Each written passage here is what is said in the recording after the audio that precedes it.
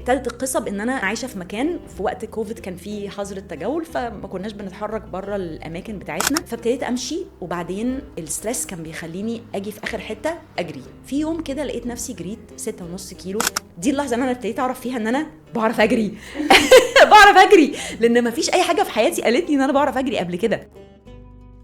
إيريني، انت حد شاطر قوي في حياته، كنت دايما مديرة ناجحة جدا، شاطرة قوي كأم، بتخدمي في المجتمع، شاطرة في كل حاجة بتعمليها. فأنا مستغربتش لما لقيتك ابتديتي الجري في سن متأخر، بس عايزة أعرف ابتديتي كان سنك كام وإيه اللي خلاكي تبتدي الجري؟ ابتديت وانا عندي 48 سنه، وكان وقت كوفيد زي ناس كتير قوي على فكره ابتدت تجري في الوقت ده. كان وقت ستريسفل قوي وما كناش عارفين ده عامل ازاي، ولا شفنا حاجه تشبهه قبل كده، ولا عندنا توقع يعني الموضوع ده هيخلص امتى. كان وقت ولادي الاثنين عايشين بره مصر والمطارات قفلت، كنت حاسه ان انا completely out of control. احساسي ان انا ولا هعرف اروح لهم ولا هم يعرفوا يجوا لي كان احساس ضاغطني جدا، وده اللي خلاني ابتدي اكتشاف موضوع الجري. عندي سؤال ليكي، الناس بتجري عادة من حاجة ولا لحاجة؟ يعني أنا جوزي ايرون مان، كان دايما الناس تهزر تقولي ما هو أكيد ابتدى الجري عشان هو جوزك. ما اظنش في اجابه واحده ترد على ده، بالتالي كل واحد عنده اجابته. بس انا ممكن اشارك اقول انه اما ابتديت اجري ما كنتش بجري بهيدفونز، كنت بجري من غير مزيكا، وكان زي ما كنت بحكي وقت ضاغط جدا، فكان مخي فيه افكار كتير جدا، مشاعر اللي جوايا كتير جدا، فكنت بجري من غير مزيكا وبسمع صوت رجلي على الارض وقلبي وهو بينبض. somehow ده كان بيخليني بعد الجريه شخص اهدى شويه. تحبي الناس تعرفك بإيه؟ إيريني المديرة، إيريني الأم، إيريني الروحانية، ولا إيريني اللي بتعمل ماراثونز؟ اغنى تايتل ممكن واحد يبقى يعني بيحب ينتمي ليه، الانسان اللي ماشي في سكه عمال يكتشف نفسه، يكتشف العالم، يكتشف الاخر، يكتشف الحياه بمعناها كل يوم. it's just يعني 1 inch اقرب من اليوم اللي قبله. طيب الحياة بيبقى فيها زي رولر كوستر كده، حاجات حلوة جدا وحاجات مأساوية.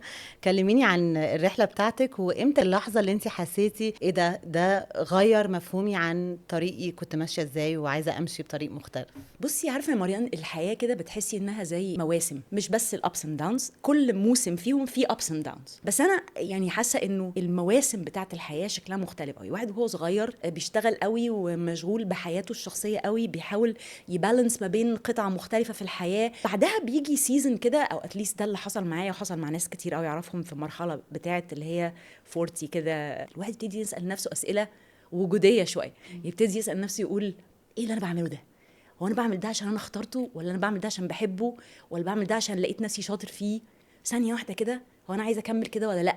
هو انا حياتي حلوه ولا لا؟ بص كده على الناس اللي حواليه ويسال نفسه انا عايزه اكون مع دول ولا اخترت اكون مع دول، ولا كوميتد اكون مع دول، ولا ايه؟ فيما مرحله اللي بعد كده اللي هي 50 فما فوق، لا دي حاجه تاني خالص بقى دي. وللاسف احنا بنسمي ده سن اليأس. اسم حاجة زي الزفت. مأساة يعني تحسي انه طب خلاص اروح اموت نفسي، ولا اقفل على نفسي الأوضة لغاية ما احتضر واموت، يعني اعمل ايه؟ طيب يعني في حتة بتاعت اختيار، انا عايز المرحلة الجاية في حياتي دي تبقى شكلها عامل ازاي؟ عايز اكون بسرفايف ولا عايز اكون الايف؟ هنا في مفترق طرق كبير، الواحد بيفكر هو هيمشي في اني سكة فيهم. طب إيريني، اتكلمتي عن بيربس الحياة أو هدف الحياة. عادي الواحد يبقى في الخمسينات وما عندوش أي فكرة الهدف ده إيه؟ ده سؤال كبير قوي وكان محيرني وقت كتير قوي. انا بقتنع بفكره انه لا، صح ان الانسان يسال نفسه اسئله، ايه اللي نفسي اتعلمه وايه اللي نفسي unlearn، لانه الكبران في الحياه على فكره احنا بنفتكر ان الكبران عباره ان انا اتعلم حاجات جديده بس، لا، هو في حاجات على فكره انا كنت متعلمها محتاج اروح شايلها كده ورميها لانها كانت غلط. فمهم ان انا بتحرك لقدام، مهم ان انا كانسان بتحرك في مشوار انسانيتي بصوره اكتر معنى، اكتر جديه، اكتر التزام، لانه ده في حد ذاته حاجه كبيره جدا. طيب كلميني عن يومك كده، ازاي بتبالانس؟ هو سؤال تقليدي شوية، بس هو اي حد بيعرف يعمل حاجات كتيرة فعلا، اي حد بيحب يعرف بيظبطها ازاي. البالانس ده بيتعمل ازاي؟ البالانس ده مش موجود كل يوم، ولكن بيتهيالي انا اتعلمت لاني اشتغلت اوقات كتيره قوي كان فيها ضغط شغل، اوقات طويله وكان فيها سفر وكان فيها مسؤوليات كبيره، وفي نفس الوقت انا يعني كنت بحب انه اكون انا بعمل حاجاتي لاولادي بنفسي. تعدديه المسؤوليات دي وتمسكي بانها كلها تبقى موجوده وراني انه انا عندي حاجات مهمه لازم افضل اعملها عشان اعرف افضل شايله نفسي. احيانا بنمشي في الحياه مش شايلين نفسنا، فبنطالب الناس اللي في حياتنا انهم يشيلونا. فمثلا انا شخص مسحول قوي في الشغل، ورايا 100,000 حاجه، فبقى عندي دايما التوقع انه اللي حواليا هم المسؤولين عن انهم يشوفوا ده ويفهموا ده ويشيلوا ده ويستوعبوا ده ويساعدوني في ده. طب وانا هل دوري بس ان انا الساحل، ولا في حاجة تانية المفروض أعملها؟ فبتهيالي إنه باين قوي وتعلمت إنه أنا محتاجة أعرف أشيل نفسي. لما أشيل نفسي وأروح أعمل الحاجات اللي أنا اخترت إني أعملها، على فكرة أنا مش مضطرة أعمل كل الحاجات دي، أنا اخترت أكون بعمل الحاجات دي، أنا اخترت ابقى عندي كل المهمات والمشغوليات دي، لان ده بالنسبه لي بيوريني ازاي البني ادم ما هواش بيعمل حاجه واحده او حاجتين، او لا، هو عنده امكانات كتيره وبيوظفها في حاجات كتيره، فكل حاجه فيهم بتطلع منه حاجه. فلما انا اختار اعمل ده وده وده، مجيش بقى اروح اسقطه على كل اللي حواليا انه لا، انا محتاج كمان اشيل نفسي عشان افضل اعرف اعمل ده. فاشيل نفسي ازاي؟ بالنسبه لي لقيت انه اشيل نفسي بان انا ابقى عندي وقت الصبح اعرف اقضيه في هدوء مع نفسي. مش لازم يكون وقت طويل، لكن لازم يكون في وقت. اكتشفت ان انا لازم اخد وقت لإيريني تعمل حاجه بتحبها، مش ضروري تكون جري، لكن هعمل حاجه، هتحرك. الحركه دي لوحدها حاجه كبيره جدا، اكتشفت فيها حاجات كتيره قوي عني، فاني اتحرك. وبعدين بقى بنسعى بقى في اليوم زي ما الخلق كلهم بيسعوا يعني. طيب انت اتكلمتي ان احنا الواحد لازم هو يشيل نفسه، بس في نفس الوقت بتهيألي لما بنكبر الواحد دايرته بتقل قوي وبيبتدي يفتقد الاخرين، وبيبقى حاسس انه ممكن يبقى يعرف ناس كتيره قوي، بس الناس اللي هو عارف يترابط معاها او بتلمسه او بتفرق معاه بيقلوا جدا. كانت ايه تجربتك من ان الواحد يبقى شايل نفسه بس في نفس الوقت احنا خلقنا ان اححنا نبقى مع بعض؟ ازاي بتبالانس الموضوع ده؟ تعرفي حاجه، واحنا صغيرين بنهتم قوي ان النتورك بتاعتنا تبقى كبيره، لكن بعد شويه برضو واحده من الادراكات اللي الواحد بيدركها انه هو انا ازاي ممكن يبقى عندي كل الناس دي في حياتي، بس انا لما بسال نفسي السؤال بتاع انا محتاجه اتكلم دلوقتي، ممكن اتكلم مع مين، الاقي الاجابه 2 3.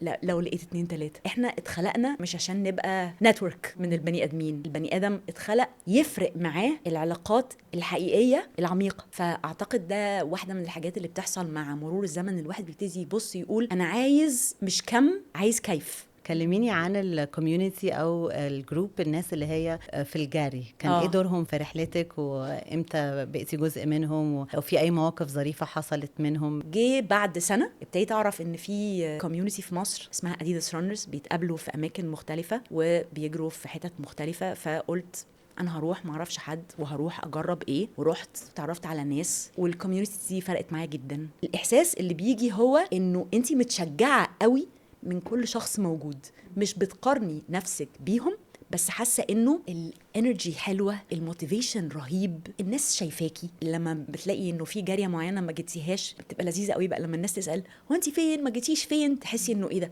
في وسط كل الناس دي انتوا حسيتوا ان انا مش موجوده. دي حاجه جامده جدا. وبعدين بقى الاكتشاف اللي كان فعلا بقى فرق معايا وما كنتش فاهمه انه ممكن يفرق معايا، لما ابتديت اجري معاهم جريات معينه. يعني مثلا انت عارفه مصر بيتنظم فيها شويه حاجات، شويه هاف ماراثونز وكده، واحد في الجونه، واحد في الهرم. بتاع الهرم ده بيجي ناس كتير قوي من بره، يعني 6000 بني ادم بيبقوا فيه، بيبقى حاجه كده رهيبه. فتطلع الكوميونتي دي كمان تجري. فدايما في الجاريه في حته كده بتلاقي نفسك تعبتي، فممكن تلاقي فاضل لي مثلا 2 كيلو على الفينش لاين، وتلاقي حد ماسك مايك وبيقول يلا يا إيريني. فتحسي انه لا، ده انا كنت حاسه انه الطاقه بتاعتي بتعمل كده، مره واحده بتروحي عامله كده تاني. وبعدين ده مش فاميلي، تستوعبي انه حد من اصحابك يعمل ده، انه حد من فاميلي بتاعتك تعمل، بس ما تستوعبيش انه ده حد من الكوميونتي اللي بتجري. مركز معاك. وساعات بيبقوا ناس تخيلي مش من الكوميونتي اللي انت عودي عليها. مره حصلت لي برضو وانا بجري في الجونه، وكنت بجري وكان كوبري طالع قوي فمنهك جدا، وفي حته معينه يعني بوينت كده بتاعت تعبت. فلقيت واحده ورايا بتخبط على كتفي تقول لي keep going you can do it. فحسيت ايوه على فكره هكيب جوينج. ايوه على فكره دي لحظات ادراك البني ادم، انه ساعات الواحد يبقى مستقوي ويبقى قوي، عنده انضباط والتزام وماشي على سيستم، فيبقى حاسس انه خلاص بعرف اعمل كل حاجه لوحدي، انا تمام. اللحظات دي اللي بتورينا انه لا، على فكره الناس بتفرق معانا جدا. انت دلوقتي بتتدربي الاول ماراثون ليكي، بتقولي لنفسك ايه؟ عشان طبعا ده روتين اصعب بكتير قوي من العادي. انت عارفه يا مريم، بيقولوا انه الصعوبه في جريه الماراثون مش الماراثون، التحضير للماراثون، لان هو مطالب جدا ومحتاج كميه انضباط جدا ومحتاج انك تحطيه كبرايورتي جدا. فالمشكله بتبقى فعليا ان ده يجي وسط كل الحاجات التانية اللي موجوده في الحياه. انا لسه المفروض اجري اول ماراثون ليا اللي هم 42 كيلو يوم 6 ابريل في فيينا. اتعلمت حاجه ما كنتش اعرفها قبل كده. انا دايما شخصيه بتحب تعمل بلان، بتحب تشوف الخطه لقدام لغايه فين، قد ايه، عامله ازاي. لما بصيت على البلان بتاعه التحضير للماراثون كنت هقع يعني بجد. انا بصيت عليها كايام وكعدد جريات وكطول للجريات، كنت حاسه انه لا لا لا لا لا لا مش هيحصل. فاضطريت اعلم نفسي حاجه جديده.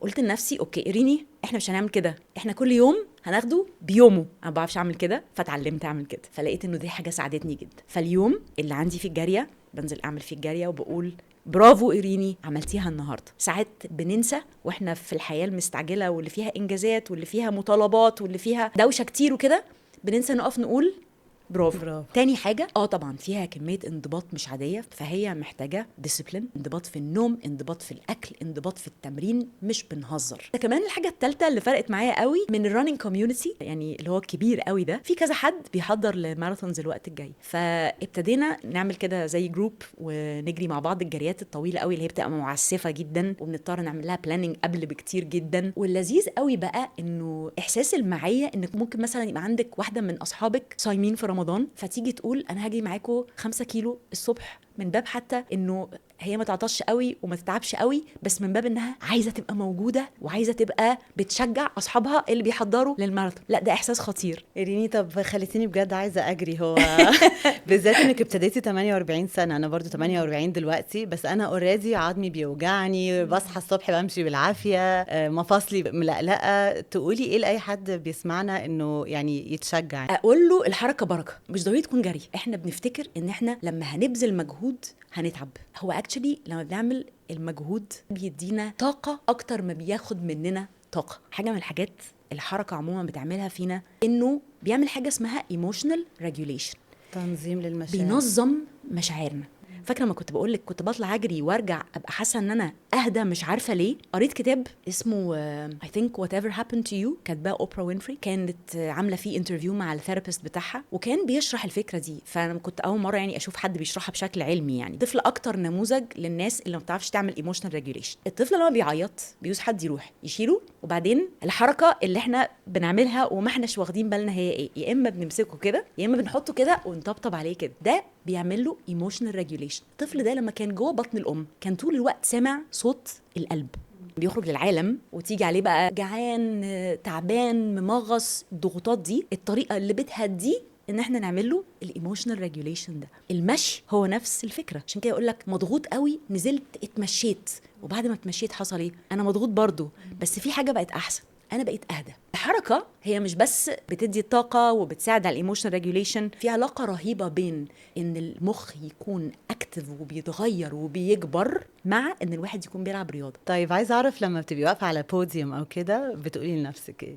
طب خليني بس اوضح نقطه مهمه جدا، انه اللحظات وقوفي على البوديوم دي بتبقى عباره عن ايه. هم بيعملوا زي ميداليه للناس اللي في مرحله عمريه معينه. دي بقى مستر كوب. بالظبط كده. فانا مش بتكلم في ان انا ابقى بطلع من 1 أو 2 يعني ذهبي او فضي او برونزي على مستوى السباق كله، بس بتكلم على ان انا بطلع حاجه من ال3 دول في الايدج براكت بتاعي في السيدات غير الرجاله، لانه برضو في بعض الاختلافات من سن 50 ل 55. اول مره نادوا اسمي ما كنتش موجوده اصلا في السباق، كنت مشيت خلصته ومشيت. فلقيت كل اصحابي بيكلموا يقولوا لي انت فين يا إيريني بينادوا اسمك. واللحظه دي كانت لحظه فارقه، لانه كانوا بينادوا اسمي كنت هبقى ميداليه فضيه يعني سكند بليس ما بين مرة؟ 2 اجانب في الجاريه بتاعه الهرم اللي هي فيها ناس بيجوا من حتت كتير قوي. وكان المنظر كنت هتصور ورايا الاهرامات، فكنت حاسه انه ازاي فاتتني. لما كلموني كنت في البيت، فبجد يا مريان كنت بتنطط من كتر ما انا مش قادره استوعب ان انا فاتتني اللحظه دي. بس luckily كنت يعني blessed enough ان ده يتكرر كذا مره. انا من نوع الناس اللي مش بعرف احتفل بالانتصارات الصغيره، اكيد في اكتر، واكتشفت ان ده بيبوظ عليا حاجات كتيره قوي. فتعلمت يعني ازاي اخد الاحساس والصوره دي، اكني باخد الصوره كده في مخي احطها جوايا لانها غاليه جدا. طيب لو الجري له صوت او بيتكلم هيقول لي إيريني ايه؟ هيقول لي إيريني اوعي تزنقي نفسك في ليبل اسمه I'm a runner، خليكي اوعى من كده وقولي